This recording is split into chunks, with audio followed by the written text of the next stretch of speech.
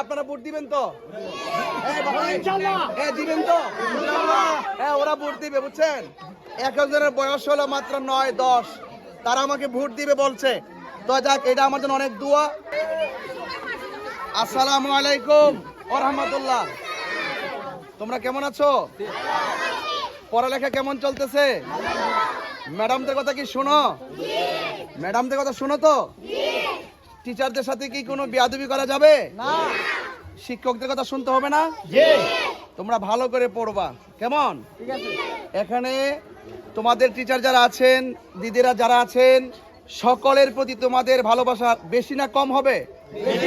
তাহলে বেশি ভালোবাসা রাখবা। আর শিক্ষকের কথা যদি শুনো তাহলে অনেক বড় হতে পারবা, ঠিক কি না? আর আমি এসেছি আমাদের এই স্কুলের, বিশেষ করে আমাদের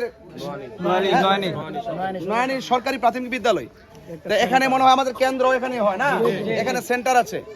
আমি আমার শিক্ষক শিক্ষিকা এবং দিদিরা যারা আছেন সবাইকে আমি সালাম আদাব জানিয়ে এবং ছাত্রদেরকে সামনে নিয়ে, ছাত্রীদেরকে সামনে নিয়ে শুধু এতটুকু বলবো, আপনারা আমার জন্য দোয়া করবেন।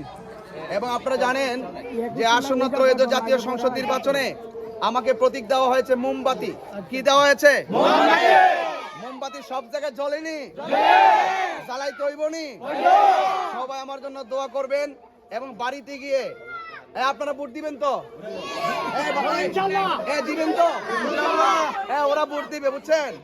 এক একজনের বয়স হলো মাত্র 9-10, তারা আমাকে ভোট দিবে বলছে। তো যাক, এটা আমার জন্য অনেক দোয়া। তবে তোমাদের মা বাবাকে বলবা, যেহেতু তোমাদের ভোট নাই, তোমাদের আব্বা আম্মাকে বলবা যে তাহির হুজুর আসছিলেন স্কুলে এসে আমাদের শিক্ষক শিক্ষিকাদের জন্য দোয়া করে গেছেন, আমাদেরকে অনেক উপদেশ দিয়ে গেছেন, ভালো ভালো কথা বলে গেছেন এবং আমাদেরকে লেখাপড়া করতে বলেছেন। এবং বলবা যে আমাকে যেন তোমার আব্বু আম্মু যারা বাড়িতে আছেন তারা যেন আমাকে মোমবাতি মার্কে ভোট দেয় এবং তোমরা আমার পাশে থাকবে, আমার জন্য দোয়া করবে।